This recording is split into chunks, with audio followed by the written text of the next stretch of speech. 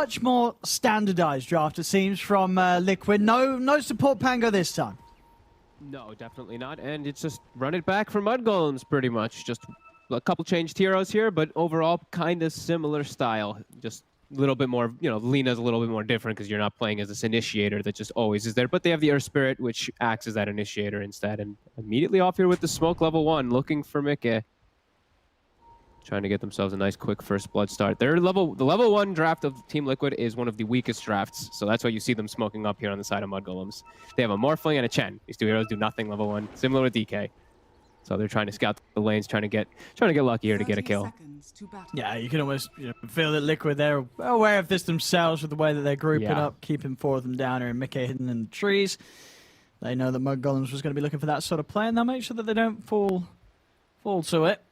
I actually gotta go glancing through Team Liquid's recents because I don't recall them playing Chen in quite a long time, and also it's Taiga playing it, which I think Insania played it a few times in the past, but I swear it's been like 5 months, maybe more, since I've seen them play it, unless I'm just mistaken right now. Yeah, we'll see what moves Tiger's going to be able to make. Down bottom, Fada should be able to get this kill here. The damage, a couple more right clicks. He's got a Fairy Fire. I mean, he actually survives. Okay. It saved him. It saved him. Fairy Fire, boys and girls. They make sure you got one. As Fada able to make sure no first blood's going to be given up there. Yeah, I'm still going back. I'm at 4 months now. I still haven't seen a Chen on Team Liquid. Scrolling through all their history. They have not played Chen in a very long... Yeah, I'm at 5 months now. So they haven't played Chen in 5 months unless I'm totally blind and it just passed my eye. So sometimes this hero can be a little bit more difficult to play with. So we'll see how they're going to be able to run it. Because it is Taiga playing it as well, too, who's usually the 4 position. They're kind of swapping things up a little bit here. Now looking at some of the other lanes, we've got mid, Brony, Alina against the Quake for DK. See, he skilled stun. See, we saw Boom earlier. He didn't skill the stun versus DK. Barninga, he's skilling stun, and he's messing with these last hits. Yeah, I mean, it's just interesting to see both, obviously both very high-level mid players, high-level Lina players, just taking different approaches. But, yeah, I got to say that personally, I feel that I see more success when we do see someone take the stun as Boromir has done, as opposed to, as you say, when we saw Boom and he opens with the 2-0-1. He did miss his range creep last hit, though, because of not having the Dragon Slave, because he went for a stun harass. But, yeah, that's the kind of the trade-off. You have to just play around this. So it's very just player-dependent, how I've seen that they've taken it. That's top. See, Taiga, he's got the Dream Creep, and they're actually getting aggressive onto 33. Can they kill him? Oh, God, the self. They get him. Very, very nicely done there. I mean, that's a big one for Mikke. First blood and the salve down the drain for 33. And it's a big slip up, too, because, Milan, he was pulling the wave back, so 33 just overplayed his hand, staying up too far. He just gets right-clicked and chased down and dies. Pretty big mistake there by 33. And Taiga, as we said, he did find the best creep, at least for sustain in the lane. As you see Mikke, look at that Morphling, just love life, 15 HP per second, pretty much. Yep. Yeah, that's amazing with the ball. And the mana regen. That's the other thing that people always know. It's like that 2.5 mana regen, 1200 radius. This creep is pretty OP. Let's be honest here. It's been like that forever too. They will get the kick on Mikke, but he gets the wave for mid kick. 33, just trying to mess with Taiga. Looking to get this creep control around with the pull. Bottom. Ooh, Remnant off the mark onto Fada. He will be able to disengage. And now Boxy getting turned on. Should be fine. Yeah, he's got that pulse, giving you a little bit of a shield, protect him against those right clicks of the Spectre. And top 33 is able to grab the big wave. A very juicy one here. He's going to be able to take that back to his half of the map and farm it up without any interruptions from Taiga and Mikke. Look at Mikke. He doesn't have to spend money on regen. Tank the creep under the tower. You've got a forest, or the hill troll, please. Just keep healing you. He's going to be topped off the whole time as this Morphling. So Mikke should be a pretty free lane for him. Meanwhile, bottom, we do see Skitter getting pressured a little. Yeah. It's top, Mikke. And Taiga coming in behind the towers here to try and play with 33 whilst he's cleaning up this pulled wave. This is the new lane positioning here. As very aggressive here, yeah, sort of bringing the lane round. And oh no, Rest in peace, Hill Troll Priest. It's been eaten. It's and now been Taiga. eaten. Uh-oh, he's kind of far up here. Oh no, he might be in trouble himself now. That's Taiga. He will go down there, able to roll in. And Taiga goes, as well as the same time down bottom. Also losing Boxy. Fada able to snipe him out with a few purifying flames.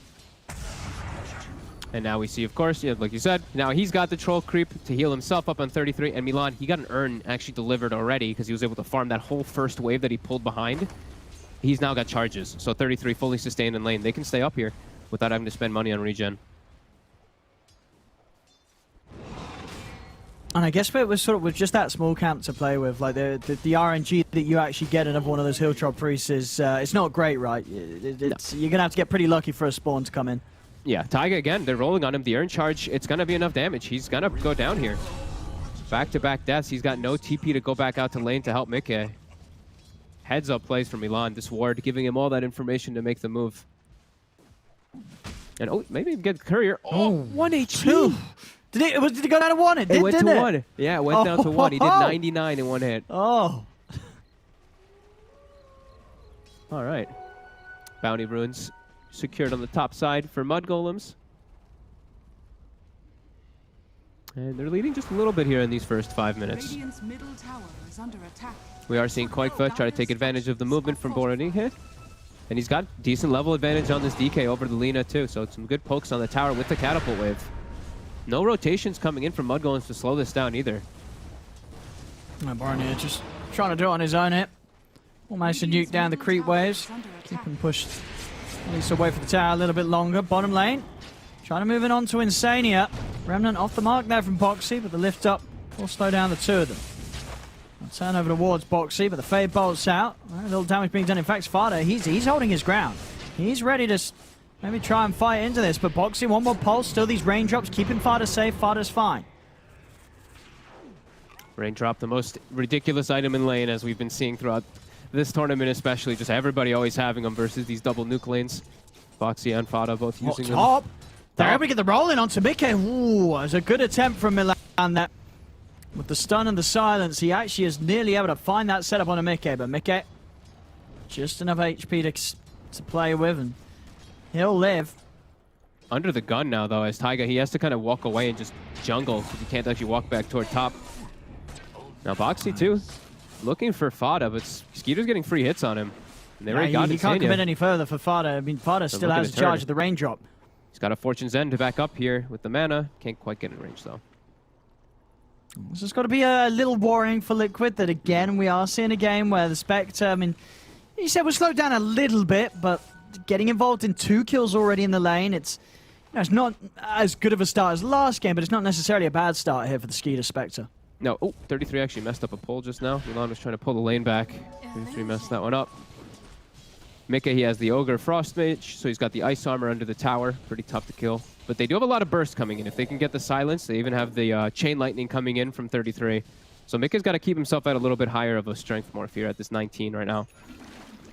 Doesn't want to just get popped by the burst. And sort of eyes on Taiga as well, as you said. Definitely going to be interested to see what he does this game, considering he's playing a hero that you say we just haven't really seen Liquid do. I mean, what do you sort of expect is going to be coming out from Taiga in this early game? Like, what's his game plan? It's usually what I see with the chances. I usually just judge him off of puppies. You just farm. You play the farm game with the mech, and then you just move your carry around to the farm location so he can save his TPs. So if Taiga wants, he can walk bottom, Divine Favor Mikke, and then he has TP available to go to other places. He can also set up around mid. That's another thing that he can do because he does have a DK. So he should have a mech at a pretty decent time, and they can't set up for these group pushes. Rune spawn. Rune appears up top. Very lucky for Boroding here, because he has a full bottle, full mana. And they're all set up around the mid lane for this DK. Still a very hard kill, though, to find Quake at this stage. Double braces and treads. Yeah. Milan is going to be going for a rushed Spirit Vessel this game, and it has some real good usage versus both the Morphling and the DK. That's going to be real nice if he's able to get it at a pretty decent pace of this. As he should, because he's had such a good start. Yeah, and you know, you look at the supports, obviously will have the Hand of God, but that's also going to be restricted by that, and no ways of removing the vessel from the teammates. So no. And it's going to be an incredibly good game for it. Bottom, Boxy still has one Astral Step with the silence come in. Off the mark with the stun though. Boronier. A little bit off to the side there. Boxy might still fall though. Skeeter's trying to stay on top of him. No, he's got another step. Boxy will live. Quake for slow attention down, over towards Quake for him. Boronier is able to close the gap, get another Light Strike array down. Quake for still very tanky. They'll blow the Laguna. They're bringing him low. They're rolling in. Milan closes the gap. They've got just enough burst to do it. As Quake for goes down, that's an Elder Dragon form down the drain. They're trying to punish 33 up top during it, but they can't. And Borning is instantly actually it's quick moves. 33 almost just threw the Doom down. He's trying to get the angle. Okay. Gotta be careful, standing close to this. Boronier's going to show now, though. Yep. Mickey knows what's up. Huge heads-up play, though. The Quakefa's rotation with his Elder Dragon form just gets killed instantly down bottom. I mean, and he's got to be careful. I mean, he doesn't want to fall foul to sort of the same moves as last game, as we saw, you know. His Invoker, first few moves around the map, he dies, his game gets shut down heavily. Sure, things are a little easier for a DK to come back in, but it's still not great, right? You do want to be having that driving force as the DK, taking towers, pressuring early objectives.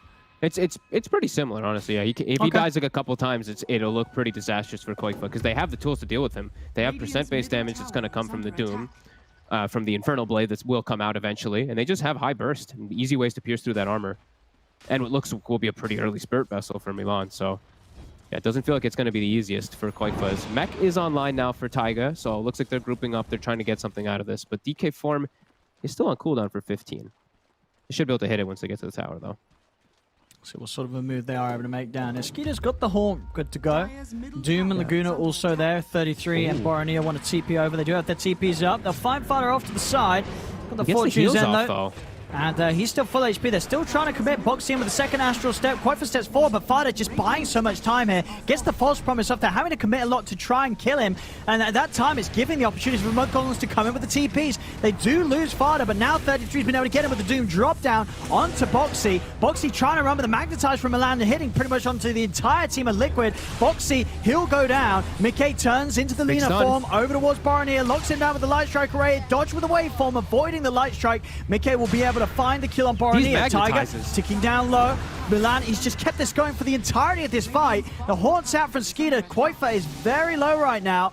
Skeeter, is he going to be able to chase this? Mickey trying to stun, but Skeeter's able to step to the side, dodge it. 33 still just from the side, just spamming in these chain lightnings to keep them low. Not quite low enough to kill these members of Liquid off, so Liquid will manage to get the rest of them out of there. And a big show up. Look how much damage that Milan did with his Magnetize. 3,000 damage from the Earth Spirit. He used 6 Stone Remnants to keep it spreading, and even still, they weren't able to get the kills on almost anybody. That was pretty big there for Liquid to press forward. Didn't get the tower, and that is another DK form used, and it is a Chen pressure move that Mudgolems is able to kind of avert themselves with, and Skeeter is still back to farming. Ada had just hit 6 also there, like literally as they were making the play, so some ideal timing for them is back to farming, and DK form being down means some passivity coming up from Liquid. And that sort of play is, of course, going to be favoring that of Skeeter. Yeah, I guess Mickey's still happy to play in the creeps. We saw already Mickey starting to get very involved. Early movement, joining the team very early on in the game as a Morphling. I mean, made all the difference, just allowing them to actually have that damage, and those cute plays turning into Boronier's Lina. Using those spells against them did give the opportunity for them to take those kills. We'll see Milan set up onto Boxy. DD, they've got the damage. Well, actually, do they? No, they don't. Got the stick charges. Boxy's actually able to live. Oh my goodness, they've got the urn on him though. He's going to try and deny 2 H's. He's going to be able to do it. Boxy. Very, very nicely done there with the deny. I mean, it looked like he was dead for sure. It looked like they wouldn't even need the Laguna. But they popped it, and it still wasn't enough. Big plays there, and he gets the deny. So no urn charge reestablished for Milan. Nicely done. Now Laguna's down too, so Mika is like, thank you. You ate the Laguna. I feel much safer now to go out on the map. And yeah, every time that Mika does have his morph up it does seem like it's going to be a pretty big deal because they also have the Rubik. So if they're both targeting Lina with spell steals, it's a lot of chain stun that they can actually get between these two. I love when I see Morph and Rubik on the same team. So many different plays that they can do.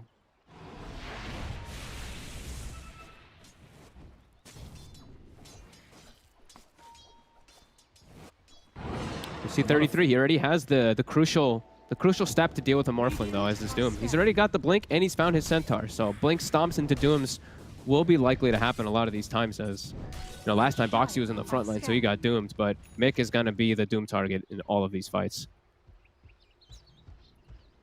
And it's just like last time, too. They have the Haunt, so the information, it's always going to be there when it's up for 33 to pick and choose which target he does go on. That's top lane. 33. Boxy. Ooh. Boxy hidden in the trees for now. Invisibility. Got a lot of them up here. Milan, he's going to lead in. They don't even need the Doom for this. It's a quick jump there. Milan always just closing in, finding the angle for the silence. And he's actually opted to not finish up that Spirit Vessel, just not getting as much farm on the map as I think he expected himself to, and he's just going to go for the Veil. It's really good with his team anyway, benefits for everybody. An instant smoke too. They still want to make use of that Doom. They still have a very good kill potential from that. 33's going to come in with the TP down bottom, see if they can get Quakefer. Quakefer already backing away towards the river. Looks unlikely that they'll find him here, as Liquid aren't going to have anyone show or move down towards that bottom lane. No pressure being applied to the tier 2 tower. This is a really cool approach by Boraning here. I'm not sure if you saw this, but he pretty much has Lincoln's almost on. He went Boots of Travel, and he's just been going a farm build to just...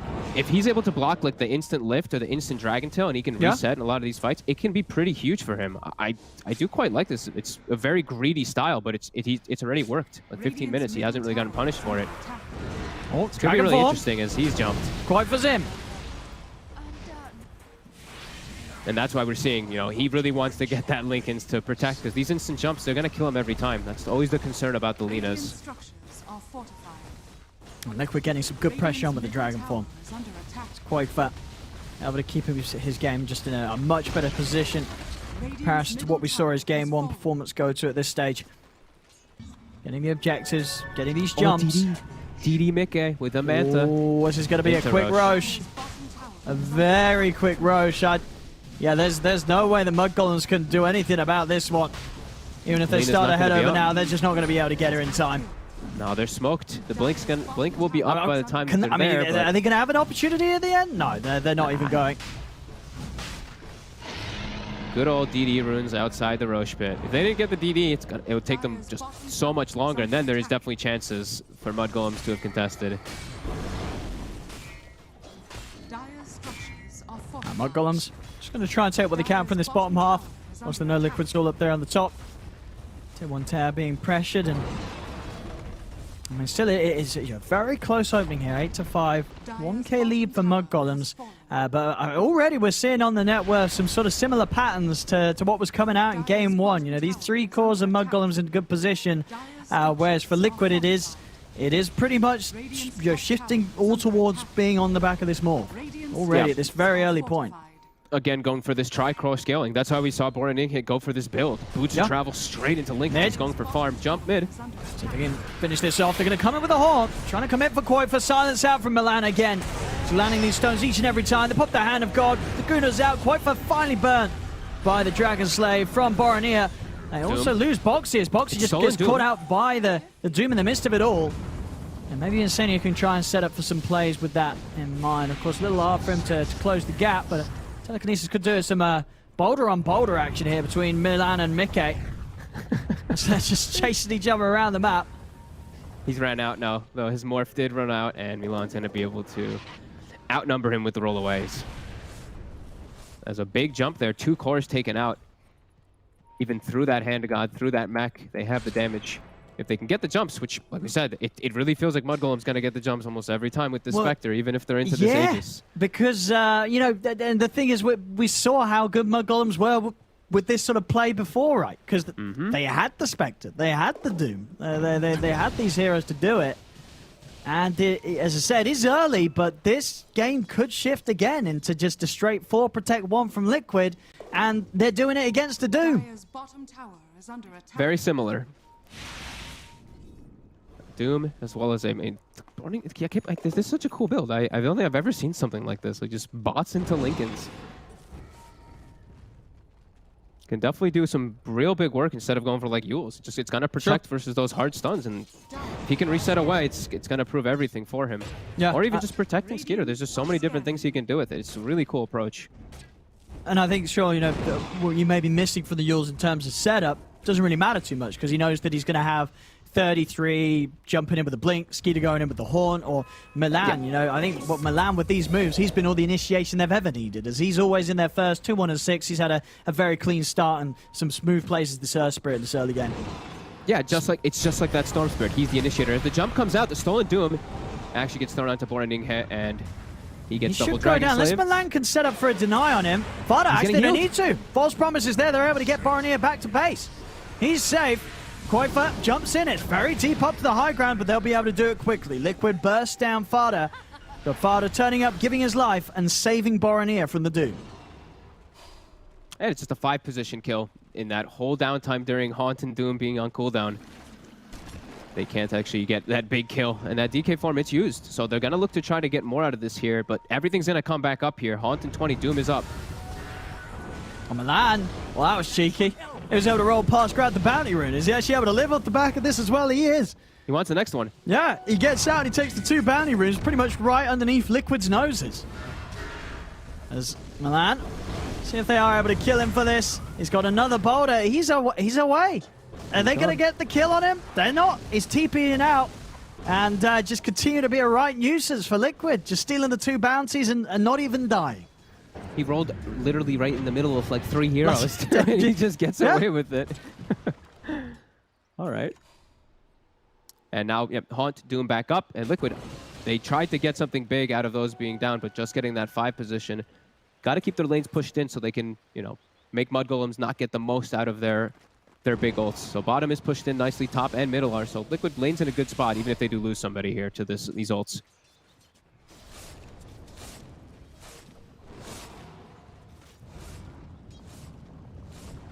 Milan has to be a little bit more conservative with his stones now, as he did have to expend a lot in order to get away. So only has 2 more here. Radiant's bottom tower is under attack.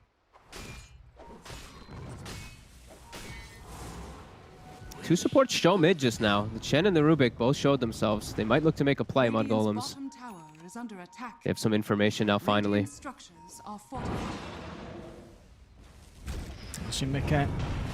Very close to having the Lincolns. He's gone. Bottom tower is under attack.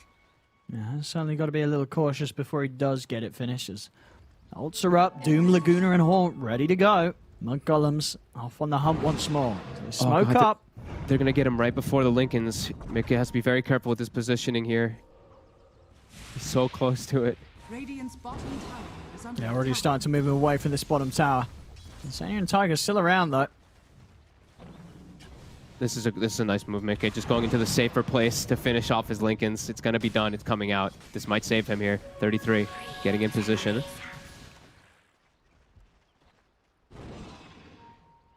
Oh, they've got to be ready to check those items as well, because they might jump before they realize it's there.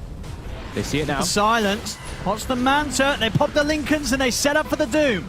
As the Doom is down onto Mickey, shifting up in strength, but there's a lot of damage coming in and it's enough. Mickey goes down. Stolen Doom. Side, Milan, he's going to be safe. Fada's able to get the false promise of keep Milan alive. Boxy's trying to take down Fada with the combo. Will do so. Fada falls. Boxy turning over to try and help Tiger, but Boromir just punches down Tiger. The light strike away from Boromir catches onto Boxy. He's got a jump available, but over to the side, Milan's watching, and there's the vision for the burst. The purifying flames from Fada finishes him off as they're able to make that jump there. Now, who was it that removed the Lincoln? Someone did so perfectly.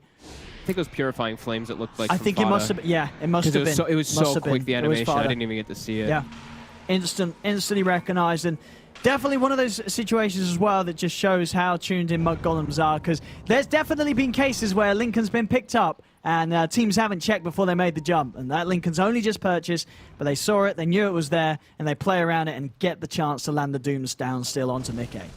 even when he gets like the Manta and splits and gets the confusion, they still get that quick Doom onto him anyway. And from then, the fight looks so hard for Liquid. That's all their damage, really. Like the DK and the Void Spirit and the Rubik, they can provide some, but they can't actually finish off many targets. And that was also, Insania stole Doom and instantly doomed the Spectre right afterwards. So he was zoned out of the fight a little bit. But Morphling dead, there's no way that Liquid can fight. Like you said, it really is a 4 protect 1 and out at this point for them. It's turning into it. It really is. We saw how that story ended in game 1. This one, definitely a lot closer. Now, Quakefa, for example, isn't anywhere near as far as out of it as he was in the first game. He's got the BKB done. Bottom lane, Mickey finds Fada pushing out that lane alone.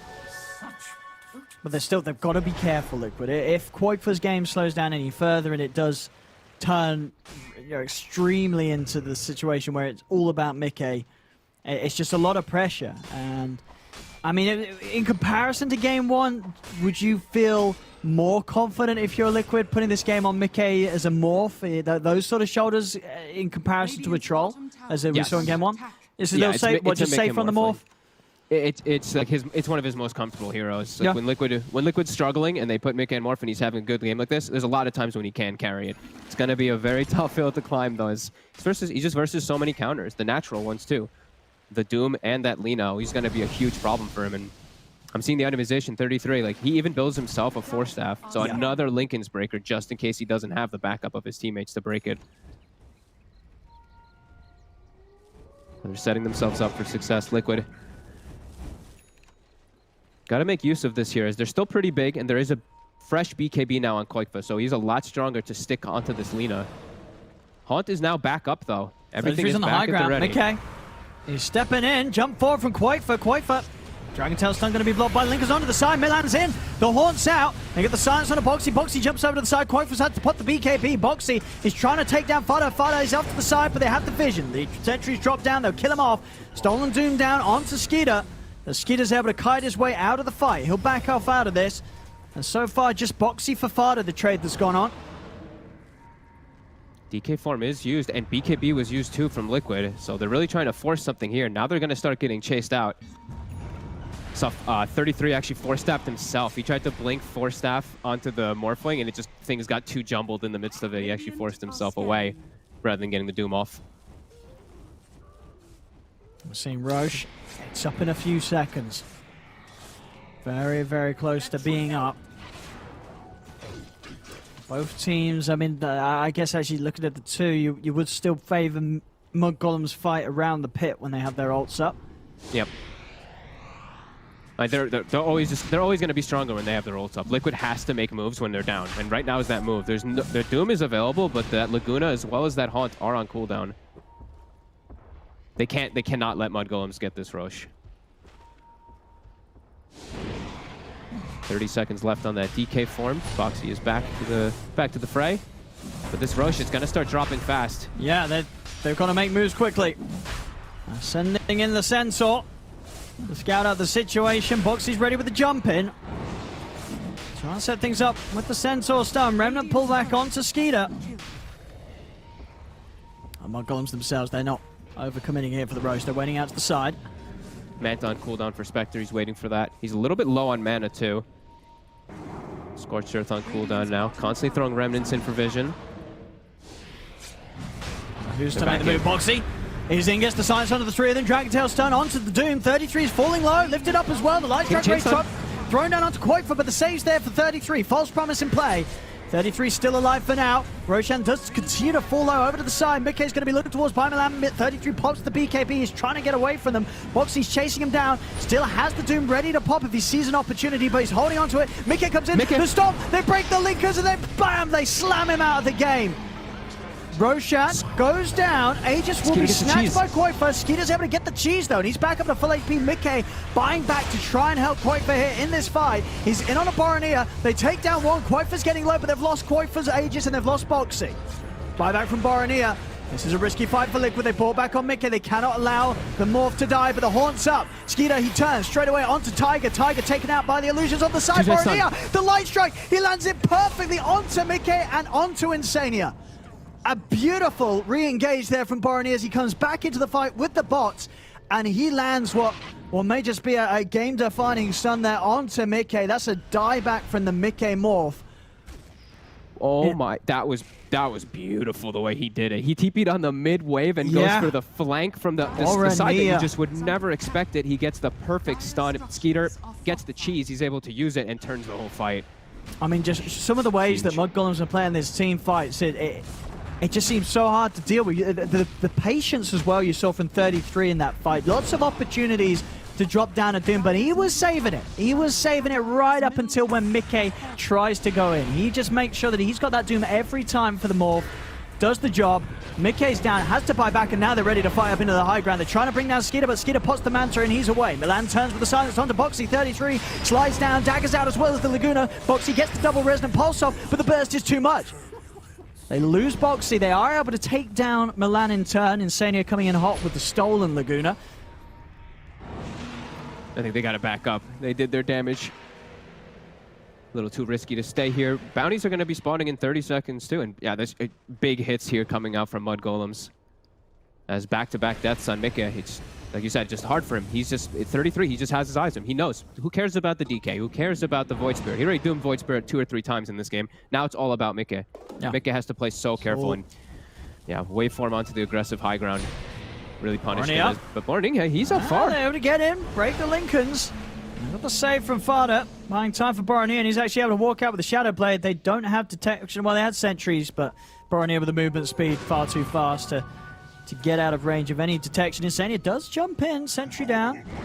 Boronier, again, just keeps his distance. He is away. Fada just honestly always at the right place at the right time. His saves have been, even last game, you know, like we mentioned, Borning only had the 1 death on Storm, but that was all thanks to Fada saving him like 3-4 times in this game. Yeah. Again, Fada bails out these situations. Saves 33 in the pit, just saves Borning hit. All of his false promise just perfectly on point.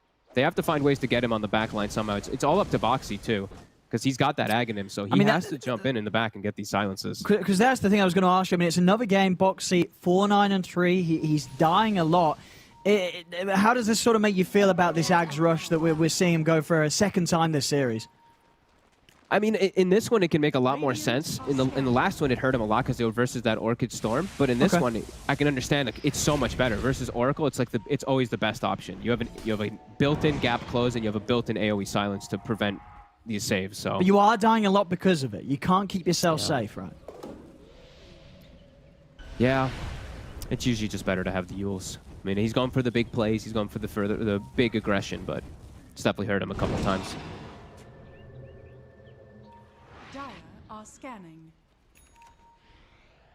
BKB done on Boronier now, so now less likely to be burst here by Liquid, as Liquid have tried their best. I mean, they've taken him down the 3 times, but honestly, we're really seeing just another excellent performance from Boronier. Some of those moves, of course, around that last Roche. Buy back and play.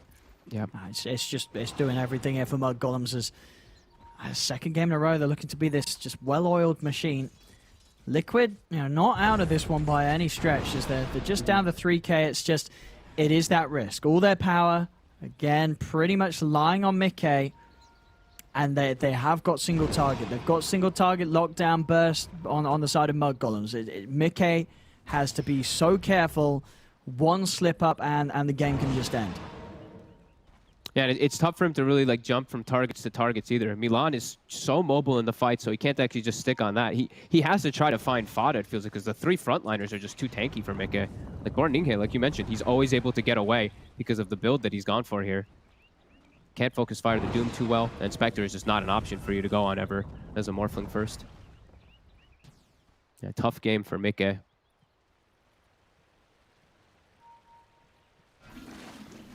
Yeah, Mudgolems, their downtime is just phenomenal. They just chill, they farm, finish up their next few items, and then it gives them time for all their ults to be back up and ready.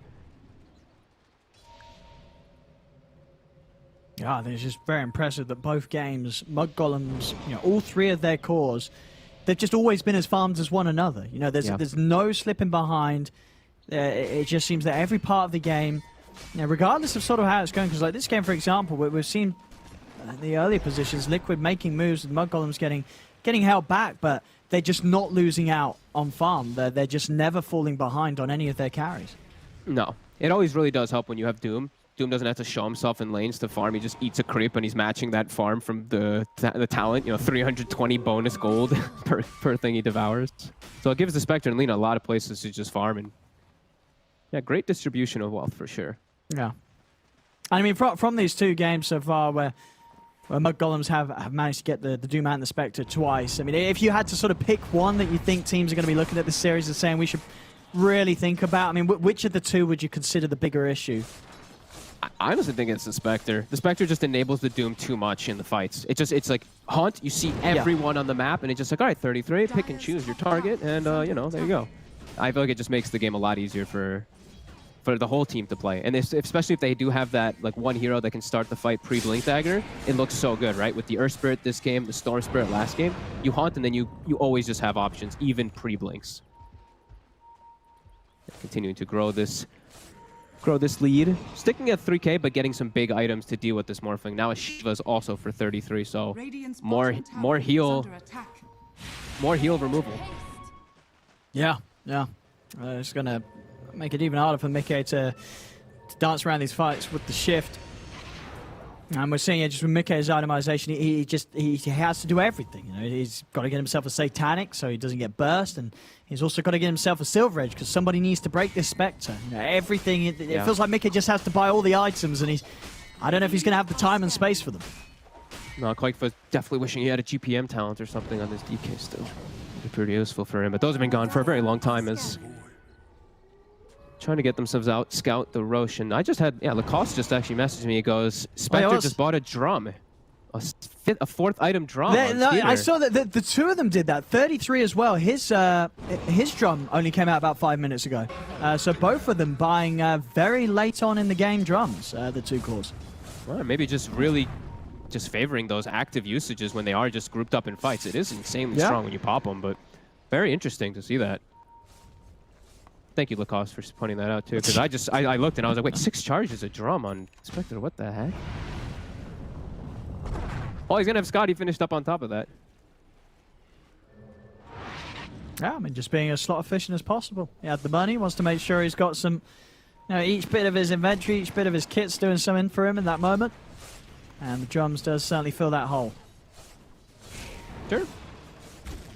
I mean, they're getting all the items to counter the Morphling. They have the Vessel. They're going to have... I have Scotty finished on Spectre, and they have the Shivas on the Doom. Baronira Milan. Finding Boxy. Quick sweep, and Boxy's gone for a full minute. It really just feels harder and harder. So many different forms of dealing with Mika. And yeah, they don't. I feel like they literally just don't care about any of the rest of the heroes at this point on Mudgolems. No, it's all about Mika, and this game, you know, as farmed as he is, it's not like he is as sort of far ahead as he was in comparison to the trolling game one. Yeah. You know, this game, it's true, it's a couple of K ahead in net worth, but Mudgolems, they're 3 carries, their 3 cores are all totally fine. Scotty's done for Skeeter. Roshan, it's going to be up in a minute and a half, so Mudgolems can look to wait it out and play for that. I don't know how Mickey's going to handle these team fights. Like I was saying, they literally have the trio of items to counter Morphling. Just it's perfect here. Spirit Vessel, Scotty, and Shivas. No heals for you. Also going to counteract a lot of the Chen heals in the fights too.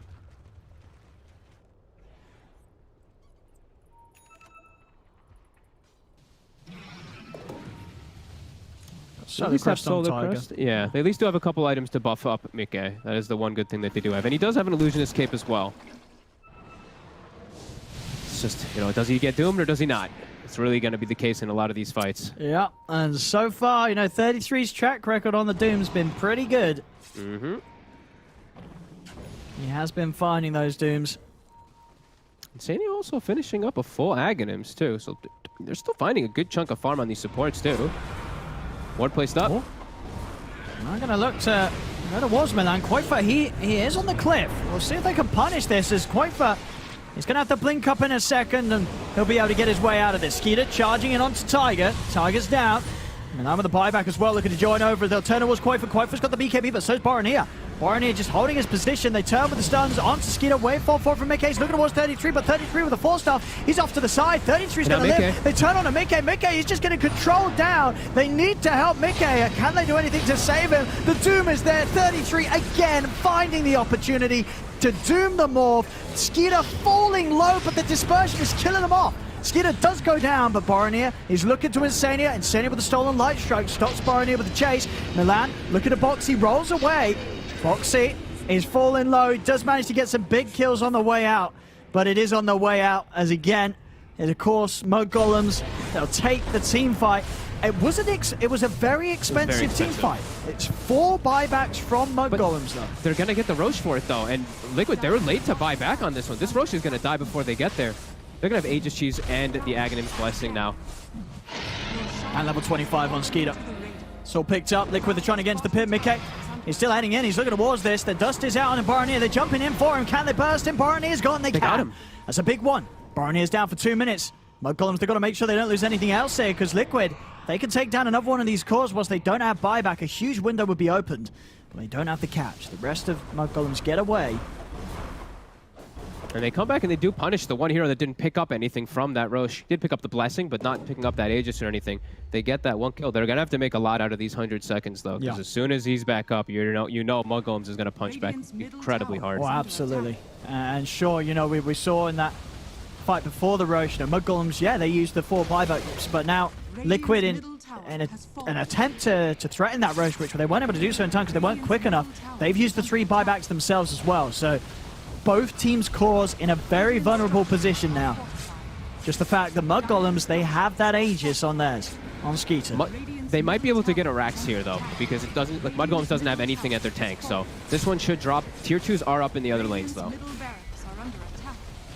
A big opening for Liquid. And they're going to try and poke for more. I mean, 50 seconds. They know that Boromir is not going to have buyback. Okay. They're going to keep this push going. They're going to force Mudgolem's hands. I think Skeeter just has to go for the fight.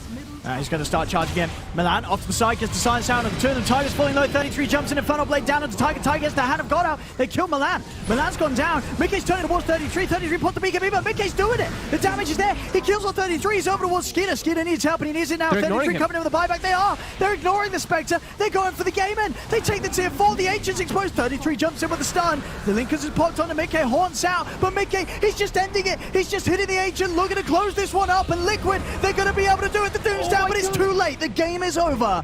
Liquid, they did